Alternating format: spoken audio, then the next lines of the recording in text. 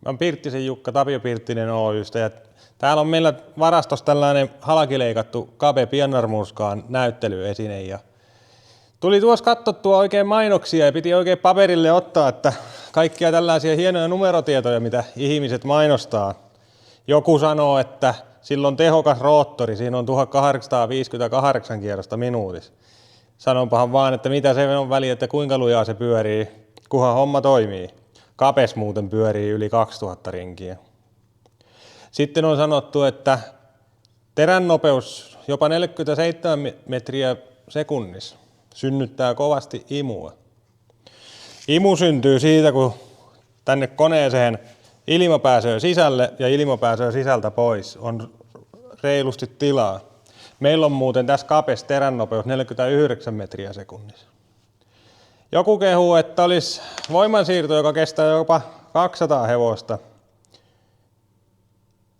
Minä sanon, että jos pienarmurskaamen voimansiirron pitää kestää 200 hevosta, niin jotakin on tehty väärin.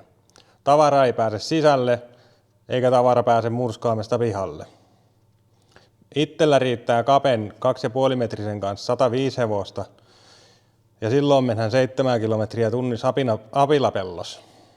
Jos menisi lujempaa, niin tippuisin penkiltä. Sanottiin johonkin, että oli suuri roottorihalkaasia, 425 milliä teränkärjestä kärkehen. No tällä lailla, kun se ilmoitethan täältä teränkärjestä teränkärkehen, niin saadaan kuulostamaan kovin suurelta. Tärkeintähän on, että putki on iso, koska sieltä se jäykkyys tulee. Meillä on muuten Kapes 468 milliä teränkärjestä kärkehen. Sitten sanovat, että on vastateriä siellä ja vastateriä täällä. Vastaterät oman kokemuksen mukaan lisäävät polttoaineen kulutusta ja hidastaa työntekoa.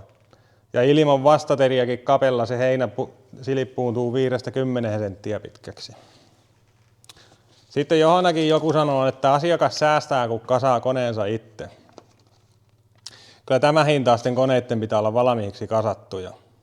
Nämä on ammattilaisten työkaluja eikä mitään Ikean kirjahyllyjä. Sitä paitsi kuka sen laadun varmistaa, jos ei maahantuoja itse käpäile sitä konetta lävitse.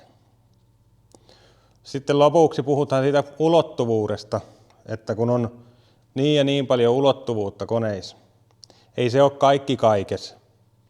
Ajethan vaikka tien reunaa ja on suuri ulottuvuus, niin annapa olla, kun tulee postilaatikko tai liikennemerkki peruutteluksi menee, jos ei ole sivusiirros liikerataa ja on vaan sitä ulottuvuutta.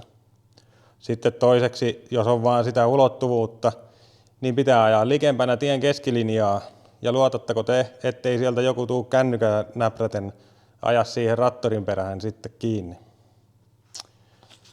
Ja sitten kun muukin puhuu numeroista, niin puhuthan nyt sitten vähän mekin. Kape on ollut Suomessa kuitenkin vuodesta 2001 ja näitä on myyty yli 4000 kappaletta tähän maahan. Tehkää perässä.